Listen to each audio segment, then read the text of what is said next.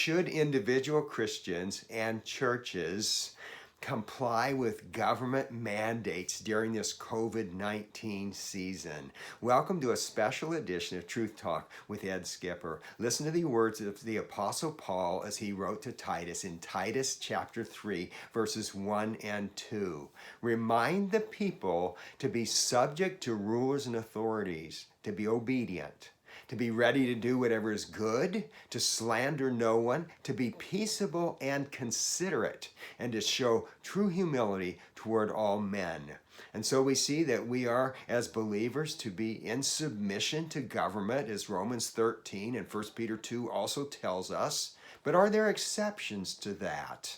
The answer is yes. We see in Acts chapter 4 where John and Peter were told not to teach in Jesus' name any longer by the Jewish authorities. And they said, "Who are we to obey? You or God?" And they chose to obey God and continue teaching in Jesus' name. So the principle here is that we submit to those in authority unless those authorities ask us to sin. And so for an individual Christian, requiring them to wear a mask and to socially distance, does that rise to the level of the government asking us to sin?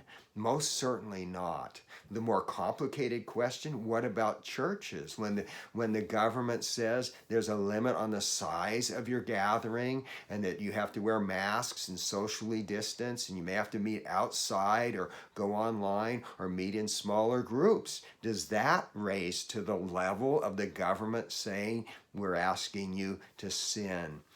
Even though we know it's God's will that we meet together, I certainly don't think so, given that the reason they're doing this, the stated reason at least, is health concerns, not spreading disease.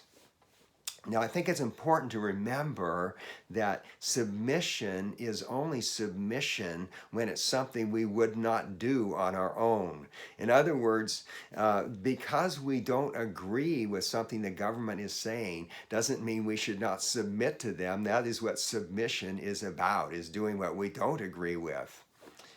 So the first reason then I would say that we ought to comply as individuals and as churches is that we are to be subject to rulers and authorities. Now listen to that verse again in Titus 3, 1 and 2 for a second reason.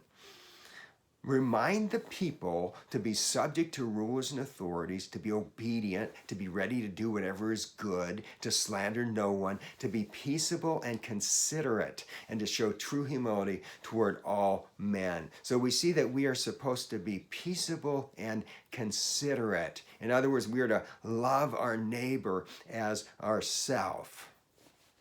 Now, I have a relative who told me that he had not hardly seen his grandchildren during this COVID-19 season. I asked him why that was. Was it because he made that decision or the parents made that decision? He said, I made the decision, or we did, he and his wife. Why?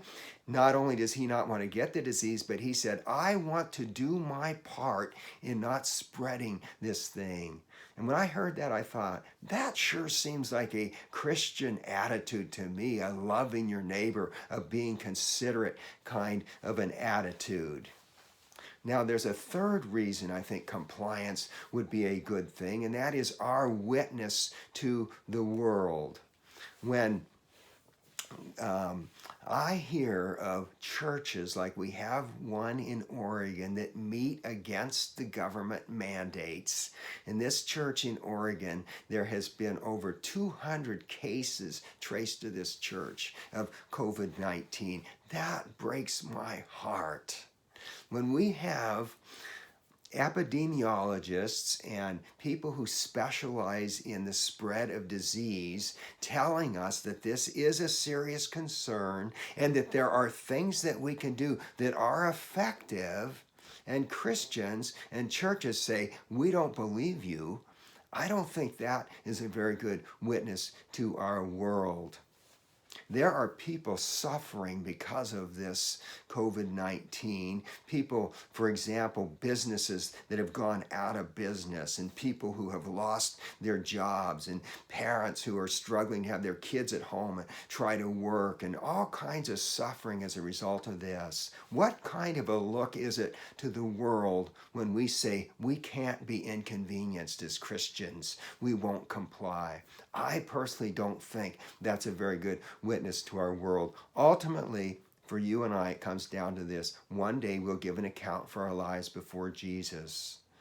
For me, when I think of that day, I think that complying by submitting to government, by loving my neighbor, by being a good witness, that complying is the way that I will want to give an answer to Jesus on that last day. Now, I'd love to read what your thoughts are about this. And also, I welcome you to check out other Truth Talks with Ed Skipper. They come out every Monday, Wednesday, and Friday, and I endeavor to make them practical, engaging, and biblically sound.